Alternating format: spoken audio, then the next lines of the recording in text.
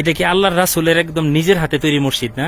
হ্যাঁ, এই জায়গায় বসে রাসূলে ওযু বানাইতো এই জায়গায়, ঠিক আছে। মানে এগুলার একটু একটু মেরামত করা হয়েছে, তাই তো? এটা মেরামত করছে নতুন করে এই বছর। এটা রাসূলে এই জায়গায় নামাজ পড়তো, এটা আরো নিচে আছিল, এই ওযু বানাইতো, ওটা নামাজের জায়গা, ওই ভিতরে আমি নামাজ পড়ছি, ঠিক আছে।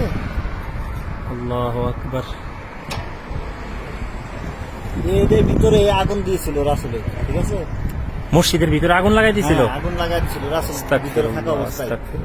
এখনো ওই পুরা কাঠগুলা যে উপরে যে ধন্না করে বাংলাদেশে, এই ধন্নার কাঠগুলা এখনো পুরা মানে পুড়ে আছে, আঙ্গার হয়ে আছে। আসসালামু আলাইকুম।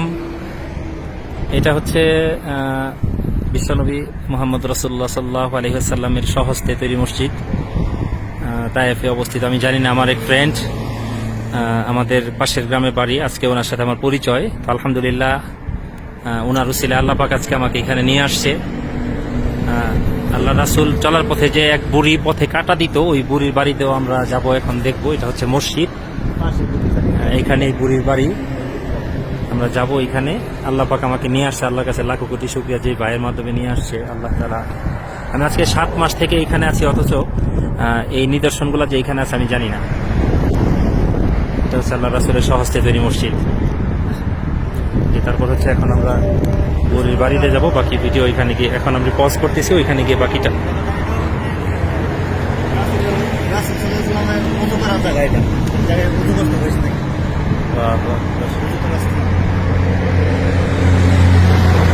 ওই যে কুয়া দেখতেছেন, গুহার ভিতরে একটা পুরান মানে পুরা কোরআন শরীফ আছে, আগুনে পুরা। এই যে গুহার ভিতরে? হ্যাঁ, গুহাটার ভিতরে আগুনে পুরা একটা কোরআন শরীফ আছে। এখনো আছে এটা? হ্যাঁ, এখনো আছে, আমি আল্লাহু গিয়েছিলাম। আকবার। আসেন এখন কাছে আর কি, এখন বেড়া আছে, আগে বেড়া ছিল না।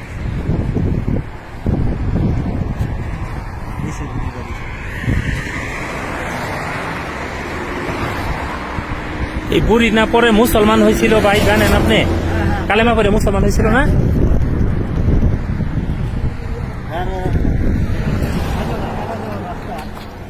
এখন আর কি